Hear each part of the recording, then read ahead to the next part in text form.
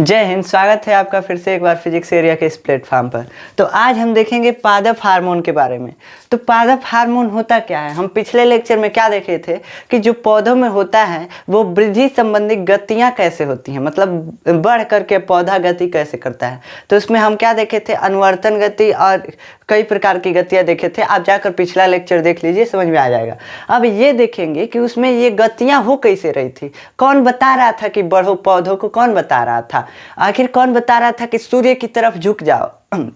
कौन बता रहा था? कोई होगा ना। जैसे हमारे शरीर में पूरा न्यूरॉन बिछा हुआ है, न्यूरॉन कोशिका का जाल बिछा हुआ है, वैसे ही पौधों में भी होना चाहिए। पौधों में होना चाहिए ना, नहीं तो ले जाएगा कौन सूचना कि तुम इधर मुड़ो इधर मुड़ो। मतलब पौधे को अगर बढ़ना होगा ऊपर बढ़ जाएगा, नीचे तो करेंगे क्या? इसके लिए इसमें हार्मोन पाया जाता है। पौधों में भी पाया जाता है, जंतुओं में पाया जाता है। अब कहेंगे जंतुओं में क्या हार्मोन पाया जाता है?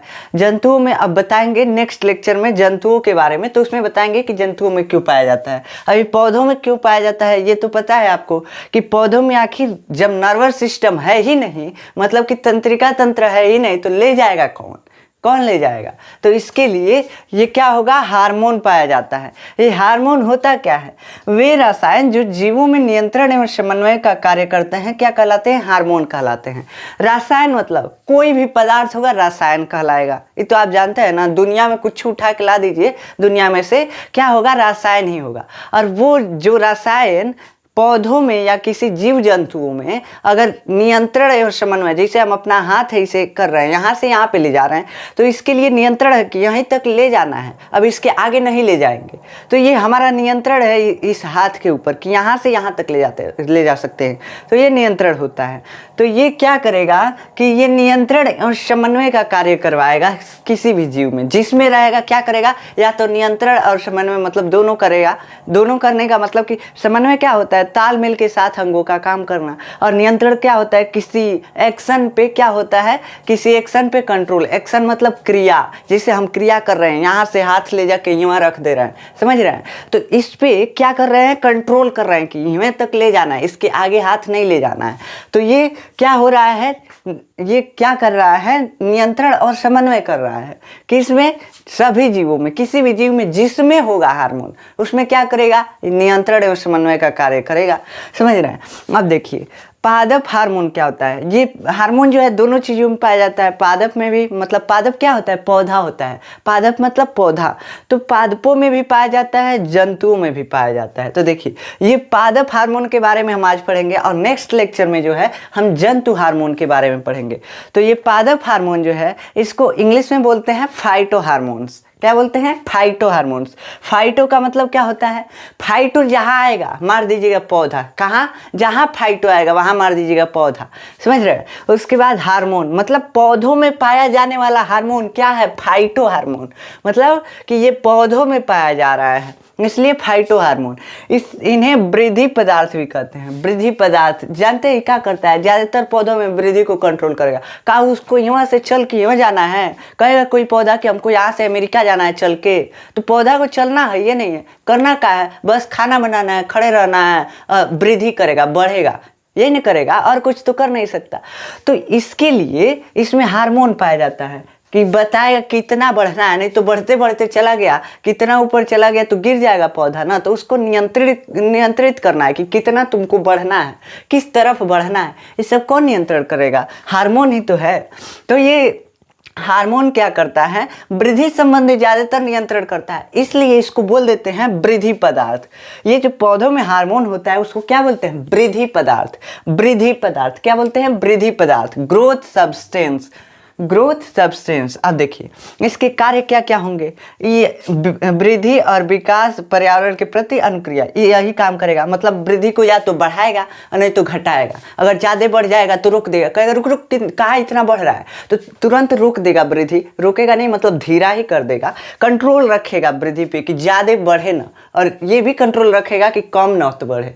कम बढ़ जाएगा तो क्या होगा? अगर पौधा कम बढ़ेगा तो नाटा हो जाएगा, जिससे क्या होगा? प्रकाश संश्लेषण में थोड़ा मतलब दिक्कत आने लगेगा। अगर छोटा रहेगा तो प्रकाश उतना पहुंचेगा नहीं।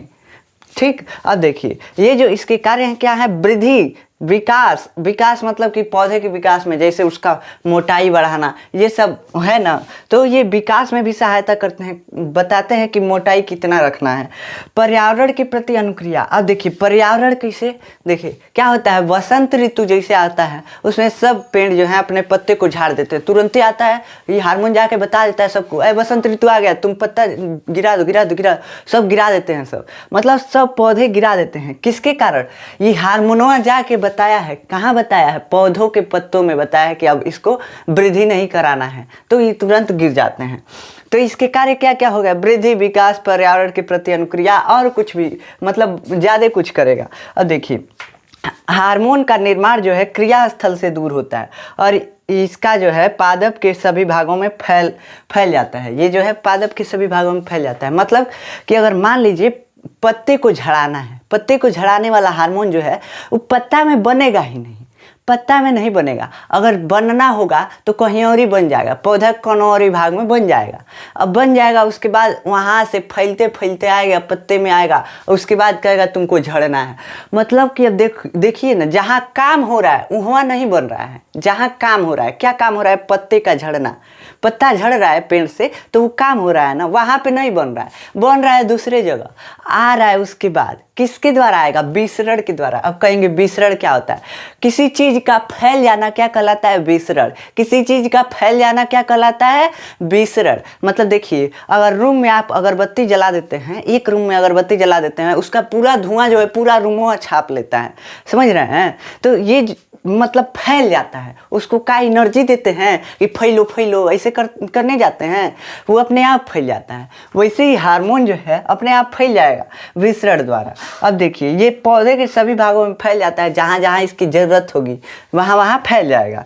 इनका परिवहन जो है सामान्यतः जाइलम और फ्लोएम द्वारा होता है। अब मान लीजिए कि नीचे से कौन हार्मोन ले जाना है, चाहे ऊपर से कौन लाना है, तो कौन ले जाएगा, तो हम बताए थे ना जाइलम और फ्लोएम होते हैं। क्या होते हैं जाइलम और फ्लोएम, जाइलम जो जल को ले जाता है, जल को, पानी को ले जाता है, और जो फ्लोएम होता है खाना को ले जाता है।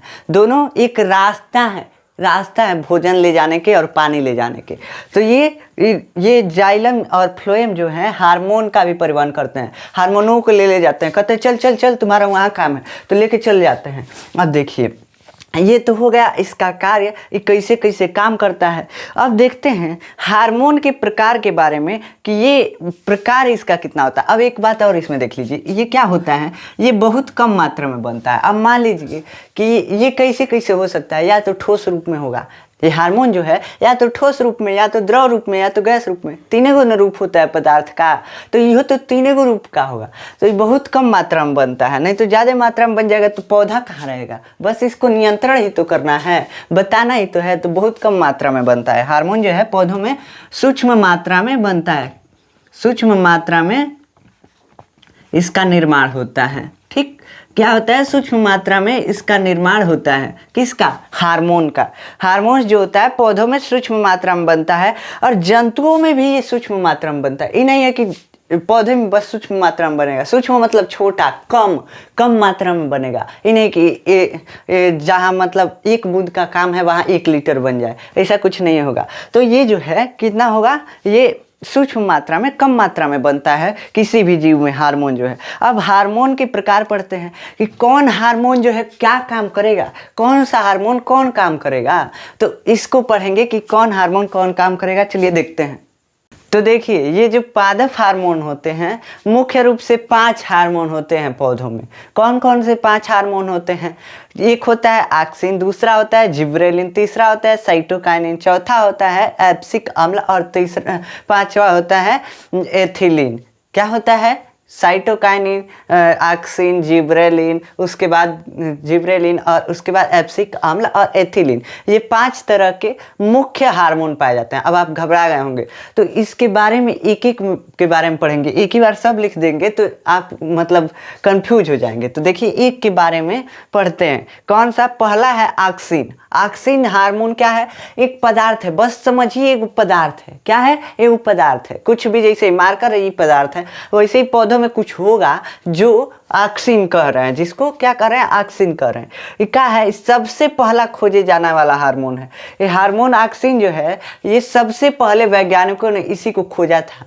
हार्मोन यहीं से पता चला था कि कुछ हार्मोन भी होता है। तो ये ऑक्सिन जो होता है सबसे पहला खोजे जाने वाला हार्मोन है, सबसे पहला खोजे जाने वाला हार्मोन है, और तने की वृद्धि में यही काम करता है। तना मतलब जैसे देखिए, जड़ के बाद पूरा क्या होता है, तना होता है, तना और पत्ती, यही ना होता है पौधों में। क्या क्या होता है, देखिए जड़ हो गया, तना हो गया, ऐसे पत्ती होंगी ना। तो इसमें जो जड़ है उसको छोड़कर, पत्ती को छोड़कर, जो तना होता है उसकी वृद्धि यही करता है। कौन करता है, ऑक्सिन करता है। मतलब उसको बड़ा करेगा, क्या करेगा, उसको बड़ा करेगा, बस लंबाई को इसके बढ़ाता जाएगा, तने की लंबाई को बढ़ाता जाएगा। अब देखिए, तने की वृद्धि करता है। प्रकाशानुवर्तन इसी के कारण होता है, प्रकाशानुवर्तन इसी के कारण, जिसको हम बोल रहे थे फोटोट्रोपिज्म। क्या हो रहा था उसमें, बस पौधा जो है किधर मुड़ जा रहा था, सूर्य की रोशनी की तरफ फट से मुड़ जा रहा था। जिधर देख रहा था सूर्य की रोशनी उधर मुड़ जा रहा था। वो क्या कर रहे थे, प्रकाशानुवर्तन।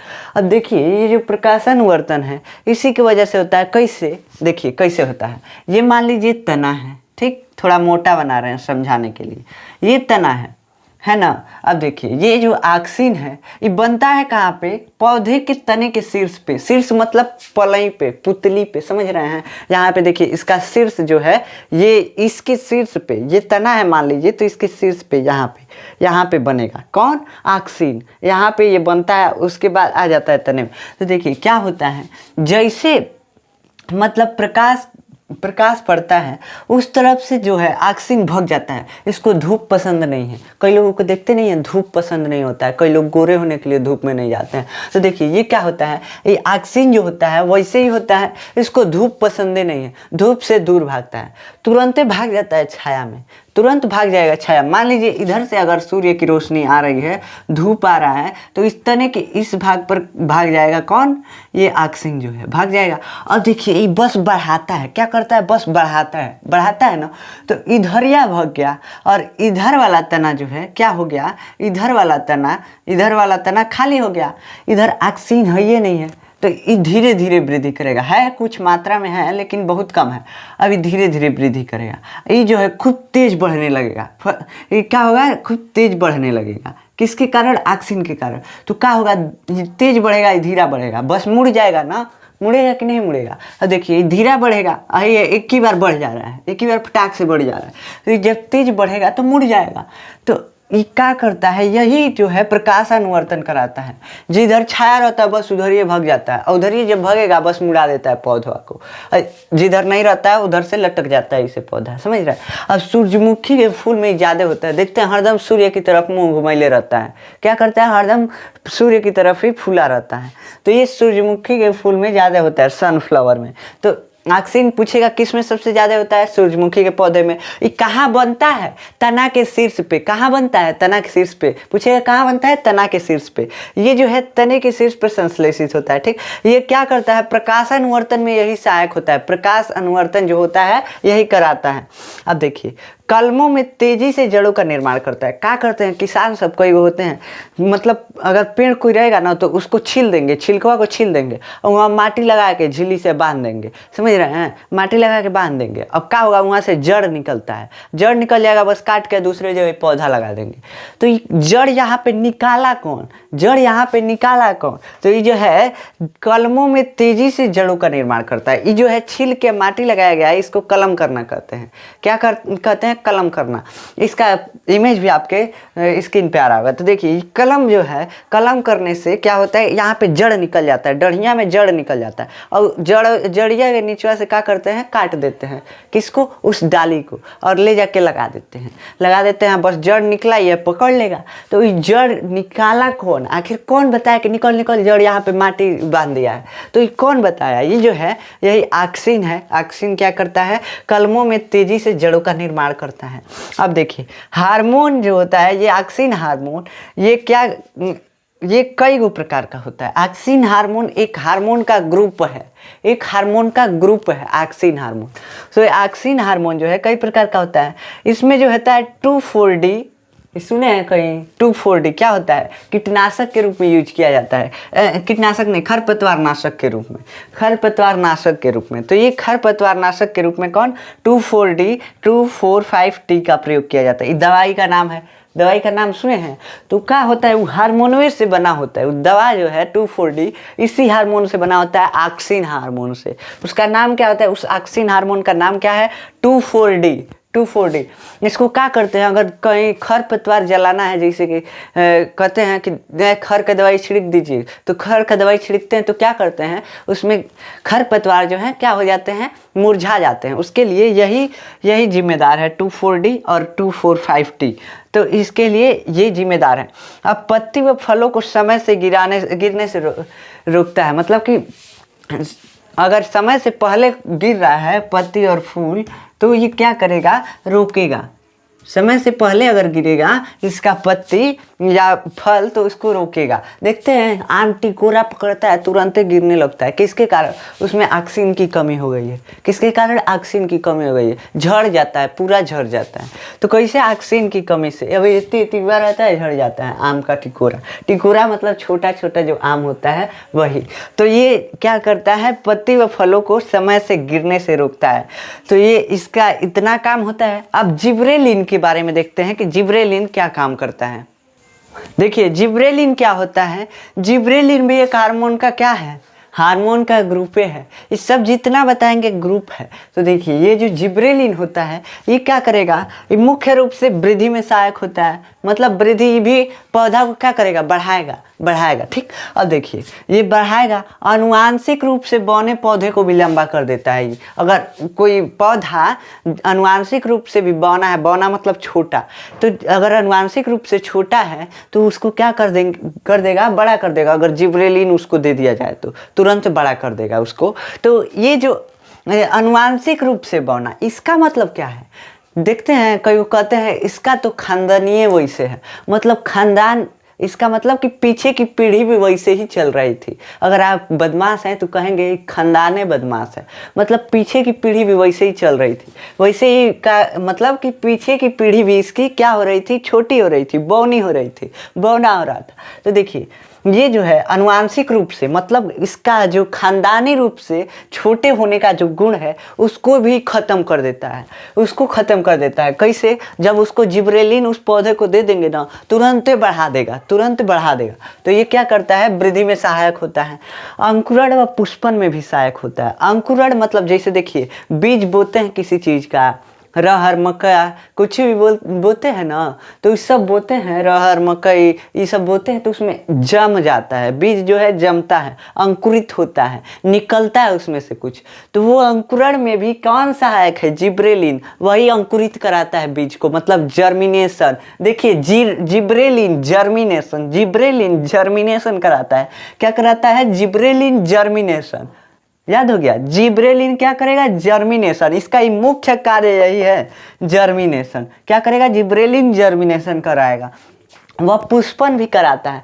मतलब फूल काहे फुलाता है, जो फूल है वो काहे खिलता है, ये जिब्रेलिन के कारण ही खिलता है। तो इसके बस यही दो काम है जिब्रेलिन के। अब चलिए अब देखते हैं साइटोकाइनिन के बारे में। साइटोकाइनिन क्या होता है, देखिए अब साइटोकाइनिन के बारे में देखिए। साइटोकाइनिन क्या होता है, ये देखिए इसके नाम से पता चल रहा है। साइटोकाइनिन, साइटो मतलब कोशिका, क्या होता है, साइटो मतलब कोशिका, सेल, जिससे हम बने हैं, पौधा बना, सब जीव इसी से बना है, यही मिल के सबको बनाया है। कहता है अगर हम नहीं रहे तो तुम नहीं रहोगे। देखते हैं तो ये कोशिका क्या है, साइटोकाइनिन। मतलब देखिए साइटोकाइनिन, इससे मिल रहा है कुछ वर्ड, साइटो मतलब कोशिका। तो ये साइटोकाइनिन मतलब कि कोशिका विभाजन करेगा, कोशिका विभाजन करेगा। क्या करेगा, साइटोकाइनिन क्या करेगा, मुख्य रूप से कोशिका विभाजन करेगा। कोशिका विभाजन का मतलब क्या होता है, कुछ नहीं, ये वो कोशिका को दो कोशिका बन जाना। एक कोशिका जो होगा, अगर दो कोशिका बना दिया, मान लीजिए बीचों में से टूट गया तो दो कोशिका बना दिया, तो ये कोशिका विभाजन हो गया। जैसे देखिए कैसे कोशिका विभाजन होगा, आप कैसे टूटेगा, देखिए ना, जो कोशिका है ये आगे जाएगा, आगे कुछ स्टेज में ऐसे होगा, ऐसे होने लगेगा, ऐसे बिचवा में से थोड़ा सा फोल्ड हो जाएगा। अब फोल्ड हो जाएगा उसके बाद फिर से आगे चल के 2 कोशिका में बढ़ जाएगा। तो ये क्या हो गया, कोशिका विभाजन हो गया, मतलब बंट गया। क्या हो गया, बंट गया 2 भागों में। तो क्या है, कोशिका विभाजन। इसमें क्या होगा, साइटोकाइनिन कोशिका विभाजन में सहायक। साइटोकाइनिन किस में सहायक, कोशिका विभाजन में सहायक। इस संवर्धन में भी सहायक होता है। अब संवर्धन क्या होता है, संवर्धन कुछ नहीं होता। जैसे किसी चीज़ पे रिसर्च किया जाता है तो उसका पोषण देना जरूरी है। जैसे अमीबा पे अगर मान लीजिए रिसर्च हम करने लगे तो एगो बीकर में हम रख देंगे, अमीबा को रख देंगे कि नहीं, अब उस पर रिसर्च करेंगे तो उसको जिंदा भी तो रखना है, जिंदा रखना है ना। तो अब देखिए इसमें जो है अगर कोशिका विभाजन कराना होगा तो क्या लाएंगे, क्या चीज़ से कोशिका विभाजन करेंगे। तो इसके लिए क्या है, संवर्धन में भी सहायक है। संवर्धन क्या होता है, किसी जीव को पोषण देना ही क्या कहलाता है, संवर्धन कहलाता है। बस पालन पोषण करना। अब इसका हम पालन पोषण कर रहे हैं, किसका, अमीबा का। तो इसको कोशिका विभाजन भी कराना है। कोशिका विभाजन भी अगर कराना है तो हम इसमें क्या डाल देंगे, साइटोकाइनिन हार्मोन डाल देंगे। बस ये विभाजन करने लगेगा, तेजी से तुरंत टूटने लगेगा। क्या होगा, टूटने लगेगा। अब देखिए ये साइटोकाइनिन हार्मोन इसको विभाजित करने लगेगा, संवर्धन में सहायक होता है। अब पत्ती व पुष्प को हरा भरा रखता है। अभी नहीं है कि अमीबा में ही एक होता है। अब मान लीजिए कोई पौधा ले लिए, उसका संवर्धन कर रहे हैं तो वो क्या होगा, उसका भी विभाजन करने में सहायक होगा। पत्ती व पुष्प को हरा भरा रखता है। तो अब पौधा का विभाजन नहीं, मतलब पौधे कोशिका का।